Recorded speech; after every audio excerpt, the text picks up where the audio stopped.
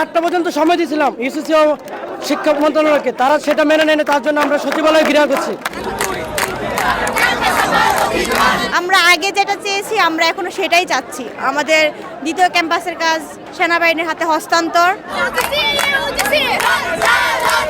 যদি বর্তমান সরকার করে থাকে তারা বাটপার, যদি বর্তমান সরকার করে থাকে তারা স্বৈরাচার, যদি আমার বিশ্ববিদ্যালয় প্রশাসন করে থাকে তাহলে তারা স্বৈরাচার। উনি যেভাবে কথা বলছে সেই অনুযায়ী উনি কাজ করে নাই, যার কারণে আজকে আমাদের এখানে আসতে আবার হয়েছে।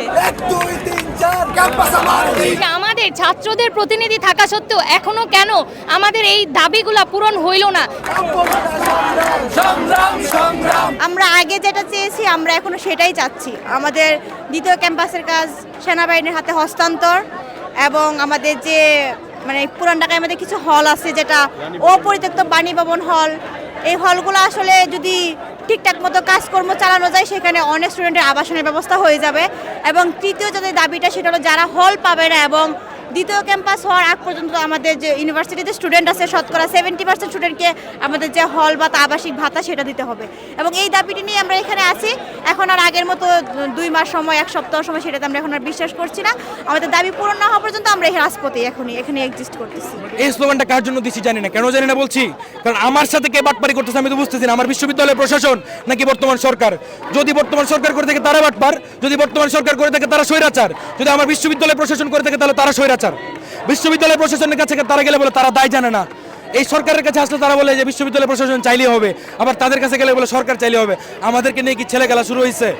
আমরা বিশ্ববিদ্যালয়ে পড়ি, কোনো হাই স্কুল প্রাইমারি স্কুলে পড়ি না। ছালা বুঝেটা দিবেন আর চলে যাব। আমরা চাই আমাদের নতুন ক্যাম্পাস যেটি কেরানীগঞ্জে যেটি কাজ শুরু হয়েছে কিন্তু এখনো কেন শেষ হচ্ছে না, অতি দ্রুত আর্মির মাধ্যমে আমাদের জন্য সেই ক্যাম্পাসের কাজ শেষ হয় এবং অতি দ্রুত আমরা যেন আমাদের আবাসন প্রকল্প চালু হয়, আমরা যেন এখানে উঠতে পারি। ম্যাজিক হার্বাল টুথপেস্ট দূর করে দুর্গন্ধ সৃষ্টিকারী দাঁতের সমস্যা। ইয়েস, দেখাও তোমার ম্যাজিক। এর আগে উপদেষ্টা নাহিদ ভাই আমাদেরকে আশ্বাস দিয়েছিল কিন্তু সেই তুলনায় আমরা উনি যেভাবে কথা বলছে সেই অনুযায়ী উনি কাজ করে নাই, যার কারণে আজকে আমাদের এখানে আসতে আবার হয়েছে। আমরা এখন কারো কাছ থেকে না, আমরা চাই আমাদের ক্যাম্পাসের কাজ আমাদের হলের কাজ যেন দ্রুত বাস্তবায়ন করে। আমরা যেটা পাবলিক ইউনিভার্সিটিতে পড়ি ওইটা যেন আমাদেরকে সেই অধিকারটা দেওয়া হয়। আমরা আমাদের অধিকারের জন্য আসছি আজকে। আমরা চাচ্ছি আমাদের দ্বিতীয় ক্যাম্পাসের কাজ খুব দ্রুত বাস্তবায়ন করা হোক, আর আমরা যে এতগুলো স্টুডেন্ট জগন্নাথ বিশ্ববিদ্যালয়ে তাদের জন্য আবাসনের ব্যবস্থা করে দেওয়া হয়। নভেম্বরে আমাদের বলা হয়েছিল যে 3 মাসের ভিতরে অস্থায়ী আবাসন করে দিবে, কিন্তু 2 মাস পার হয়ে যাওয়ার পর বিশ্ববিদ্যালয় প্রশাসন বা ইউসিসি আমাদের কোনো ধরনের দায়িত্ব নেয়নি। এর পরিস্থিতিতে আমাদের ভাইয়েরা আমার অনশনে কর্মসূচি ঘোষণা করে। 31 ঘন্টা পর 45 জন স্টুডেন্ট আহত মেডিকেলে থাকার পরে তারা কোনো প্রশাসন নিচ্ছে না। আমরা বলছি 4টা পর্যন্ত সময় দিয়েছিলাম ইউসিসি ও শিক্ষা মন্ত্রণালয়কে, তারা সেটা মেনে নেয়নি। তার জন্য আমরা সচিবালয়ে ঘেরাও করছি। এখন আমাদের দাবি না মেনে নেওয়া পর্যন্ত আমরা এখানেই থাকবো, এটাই আমাদের কর্মসূচি। আপনারা জানেন যে আমরা এর আগেও একই দাবি নিয়ে এসেছিলাম যেন আমাদের দ্বিতীয় ক্যাম্পাসের কার্যক্রম সেনাবাহিনীর হাতে দেওয়া হয়। এটা নিয়ে অনেক মিটিং হয়, কিন্তু প্রশ্নের ব্যাপার হচ্ছে এটাই যে আমাদের ছাত্রদের প্রতিনিধি থাকা সত্ত্বেও এখনো কেন আমাদের এই দাবিগুলা পূরণ হইল না?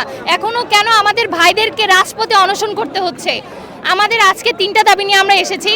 আমাদের এত উন্নত এত মেধাবীদের একটা ক্যাম্পাস জগন্নাথ বিশ্ববিদ্যালয়, সেখানে কোনো হল নেই ছেলেদের জন্য, তাদের এত কষ্ট করে থাকতে হচ্ছে। মেয়েদের মাত্র একটা হল। আমরা চাচ্ছি আমাদের যে হলগুলো আছে সেগুলো হচ্ছে স্থানীয় বা বিভিন্নভাবে হচ্ছে দখলকৃত। আমরা চাচ্ছি অতি শীঘ্রই সেইগুলো হচ্ছে দখলমুক্ত হোক।